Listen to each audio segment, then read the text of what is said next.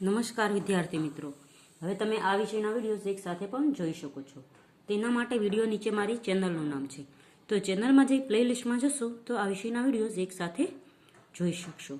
તો વિદ્યાર્થીઓ, આજના વિડીયોમાં આપણે શીખીશું કલ્લોલ ગુજરાતી ધોરણ 2 નો પાઠ નંબર 9 આપણે સૌ તોફાની. અને સૌથી પહેલા છે ચાલો ગાઈએ ગીતડું.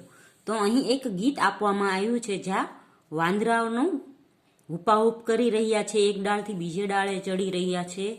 અને વાંદરાના સરદાર, જે એક બુઢો વાનર છે તે વાંદરાનો સરદાર હોય છે, અને એની પાછળ બીજા ઘણા બધા મોટા નાના વાંદરાઓ જાય છે. એ બધા છાપરા કૂદે છે, અગાસી કૂદે છે, ને એ બહાદુરીથી એક ઘરેથી બીજા ઘરે જાય છે. તેને જરાય ડર લાગતો નથી, અને તેને એક છોકરો છે તે જોયા રહે છે.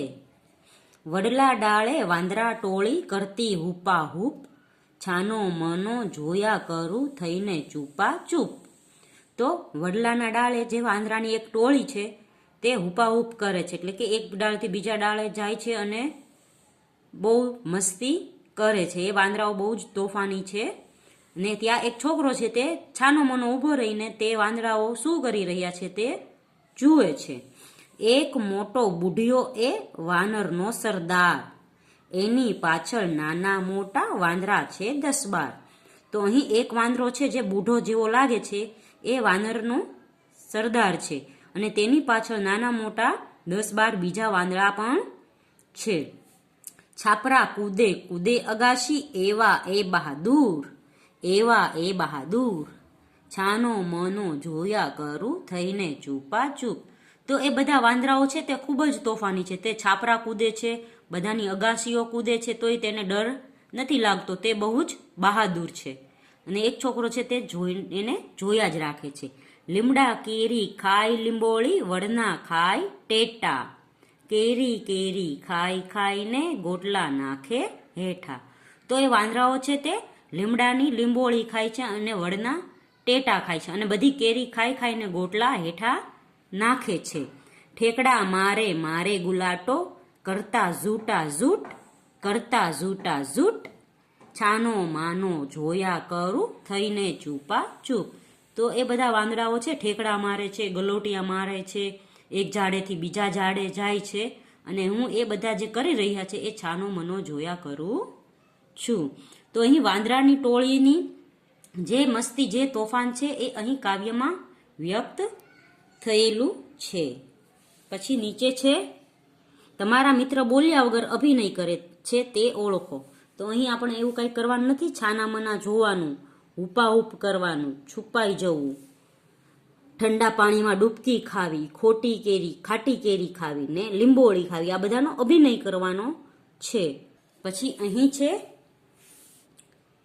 જોક્સ. તો પહેલું છે શૌનક છે, મમ્મી આજે તો મેં મોટું પરાક્રમ કર્યું. તો મમ્મી કે વાહ બેટા, શું પરાક્રમ કર્યું? તો શૌનક કે છે આ ઘાસ મેં જમીનમાંથી ખેંચી કાઢ્યું. તો મમ્મી કે ઓહો હો, આ તો બહુ મોટું પરાક્રમ. તો શૌનક હાસતો વળી એક તરફ આખા બગીચાની જમીન આ ઘાસને પકડી રહી, અને બીજી તરફ હું એકલો હતો તો પણ ઘાસ ખેંચી કાઢ્યું. તો અહીં શૌનક એની મમ્મીને કહે છે આખા બગીચાની જમીન છે એ ઘાસને પકડીને બેઠી હતી, તો એ મેં એટલું મોટું પરાક્રમ કર્યું કે ઘાસને જમીનમાંથી ખેંચી કાઢી. એટલી બધી તાકતી મારામાં છે કે મેં આખી જમીન જે ઘાસને પકડી રાખી હતી બધાને હરાવીને ઘાસ છે તે ખેંચી કાઢી. પછી આગળ સાપ છે. તો સાપ કે છે બેટા આજે કેમ આટલો ખુશ છે? તો બેટો એટલે કે સાપનો બચ્ચું કહે છે પપ્પા આજે મેં એક નવું જ કામ કર્યું. તો સાપ કે છે શું? એવી તો કઈ નવાઈ કરી તે? તો બેટો શું કે છે આજે હું સીધો સીધો ચાલીને ઘરે આવ્યો. આપણને બધાને ખબર કે સાપ છે તે સીધા ચાલતા નથી, આડાઅવળા ચાલે છે. તો એ કે છે કે ભાઈ મેં એવું પરાક્રમ કર્યું, હું સીધે સીધો ઘરે આવ્યો, આડો અવળો કઈ ગયો નહીં. પછી શું છે મીઠું મચ્છર એના મિત્રોને પોતાના પરાક્રમની વાત કરતો હતો. તો મીઠું કહે આજે તો મેં જબરું કામ કર્યું. બધા મચ્છર નવાઈથી બોલી ઉઠ્યા એવી તો તે શું ધાડ મારી એટલે કે એવી રીતે તે શું પરાક્રમ કર્યું છે. તો મીઠું કહે છે, આખી રાત પેલા ટપુભાઈનું લોહી પીધું. બીજો મચ્છર કરે, એમાં શી નવાઈ, અમે બધા આખી રાત કોઈક ને કોઈકનું તો લોહી પીએ જ છીએ. એટલે મીઠું કહે કે મેં ભાઈ આજે ટપ્પુભાઈનું લોહી પીધું આખી રાત. તો બીજા કે એમાં શું નવાય કે અમે કોઈક ને કોઈકનું તો લોહી પીએ જ છીએ આખી રાત. તો મીઠું કહે, પણ ટપ્પુ તો મચ્છરદાનીમાં હતો, હું મચ્છરદાનીમાં ઘૂસી ગયો. બોલો. બધા મચ્છર કહે, વાહ મીઠું તારું પરાક્રમ. એટલે કે મીઠું છે તે મચ્છરદાનીમાં ઘૂસીને ટપ્પુભાઈનું લોહી પીધું, એટલે એને બહુ મોટું પરાક્રમ કર્યું. પછી અહીં રમો અને કહો, તો એ આપણે કરવાનું નથી. આગળ છે મારા તોફાન. હું બાલ મંદિરમાં ભણતી હતી ત્યારે એકવાર સાંજે ઘરમાં લીંબુ શરબત બનાવેલું. મેં મારા દૂધના ગ્લાસમાં લીંબુ શરબત પીધું. પછી દૂધ પીવાનો સમય થયો એટલે દૂધ પણ એ જ ગ્લાસમાં લીધું. પપ્પાએ ગુસ્સાથી કહ્યું, આ દૂધ ફાટી ગયું, હવે આ ન પીવાય.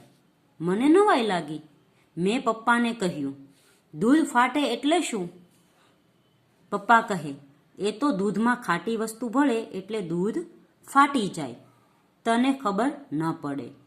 મને તો ફાટી ગયેલા દૂધના ટુકડા દેખાયા જ ન હતા. મેં તો રાત્રે છાનામના ફ્રીજ ખોલ્યું, દૂધની તપેલી ભરેલી હતી, તેમાં થોડું લીંબુ શરબત ઉમેરી દીધું. હવે છે છોકરીની વાત કરવામાં આવે તે લીંબુ શરબત પીને દૂધ વાળા ગ્લાસમાં પીવે છે અને પાછું દૂધ એમાં પીવે છે તો કે દૂધ ફાટી જાય છે. પણ તેને ખબર પડતી નથી દૂધ ફાટે એટલે શું. એટલે એ પાછું શું કરે, ફ્રીજનું બારણું ખોલીને દૂધની તપેલી છે એમાં લીંબુ શરબત નાખી દે છે એટલે દૂધ પાછું ફાટી જાય છે. હવે તમે આવું કરો છો તમારા મમ્મી કેટલો ગુસ્સે થાય, પણ એ અહીં આપેલું નથી. આગળ છે તમારા દાદા દાદી અથવા મમ્મી પપ્પા સાથે જાણો કે તેઓ નાના હતા ત્યારે કેવા તોફાન કરતા હતા. બીજું છે તમે નાનપણનું કયું તોફાન કરેલું અને આ તોફાન છે તે કહેવાનું છે. એટલે આ સવાલો આપણે લખવાના નથી. તો વિદ્યાર્થીઓ અહીં વિડીયો પૂર્ણ થાય છે. આવતા વિડીયોમાં આપણે એક વાર્તા જોઈશું. વાર્તાનું નામ છે બળ્યો ભીમ.